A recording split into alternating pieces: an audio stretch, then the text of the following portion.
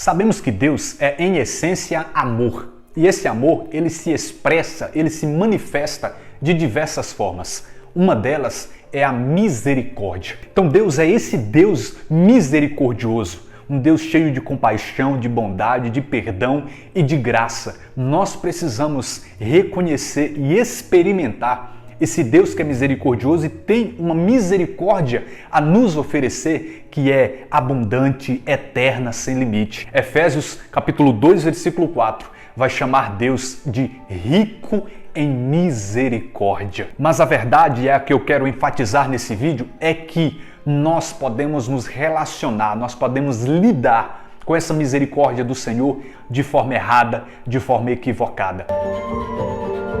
Então, como eu disse a vocês, nós podemos lidar de forma errada com a misericórdia de Deus. E como isso acontece então? Em primeiro lugar, o primeiro erro, o primeiro mal é não confiar, não contar com a misericórdia de Deus.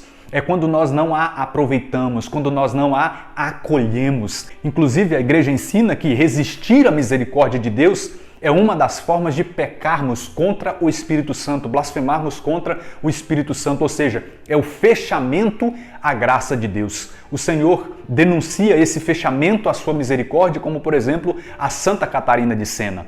É quando, por exemplo, no nosso pecado, nos nossos erros, nas nossas quedas, fraquezas, falhas, nós não contamos com a misericórdia de Deus, não nos aproximamos da misericórdia de Deus, mas pelo contrário, focamos na nossa indignidade, nos autocondenamos, nos enchemos de remorsos, nos desesperamos e nos afastamos de Deus, quando na verdade, como eu disse, deveríamos era nos aproximar dele, que pode resolver a nossa situação. Nós vemos, por exemplo, desde o princípio, o homem, no seu pecado, esconder-se de Deus. Gênesis 3:8 vai dizer que após o homem ter pecado, ele se escondeu da face do Senhor. E olha só mais um exemplo, lá em Lucas, capítulo de número 5, quando Jesus ele realiza aquela pesca maravilhosa, Pedro ele fica tão admirado com aquilo, vendo aquela manifestação sobrenatural da graça de Deus, ele fica tão extasiado que no versículo 8 de Lucas 5,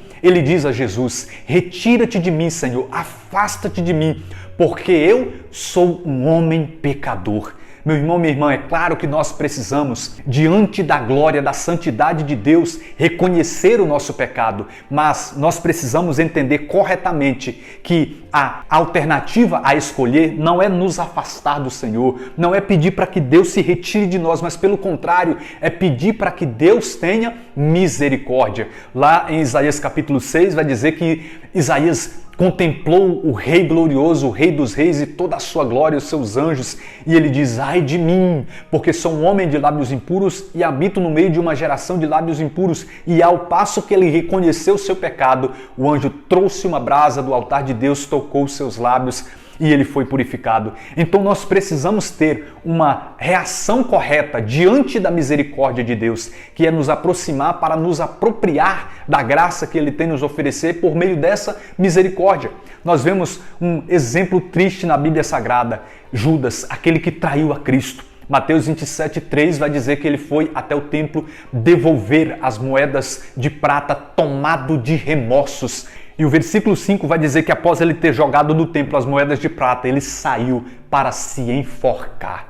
O remorso ele produz morte, enquanto o acolhimento da misericórdia de Deus produz vida, como foi na vida de Pedro, aquele que negou a Cristo, mas foi restaurado pela misericórdia de Deus. Então, uma das formas de nos relacionarmos errado com a misericórdia de Deus é nos afastarmos dela, quando na verdade nós deveríamos era nos aproximar para sermos beneficiados por ela. Porque se a misericórdia de Deus é abundante, é infinita, é eterna, os nossos pecados poderão ser os mais graves, as nossas quedas, os nossos erros, a nossa indignidade poderá ser e é a maior. Mas se nós contarmos humildemente com a misericórdia de Deus é infinita e cobrirá todo o pecado, todo o erro, toda a falha, toda a indignidade, e nós assim seremos salvos. O segundo erro gravíssimo que nós podemos cometer diante da misericórdia de Deus é quando nós abusamos da misericórdia de Deus. É quando nós pecamos, nós erramos, nós vivemos de qualquer jeito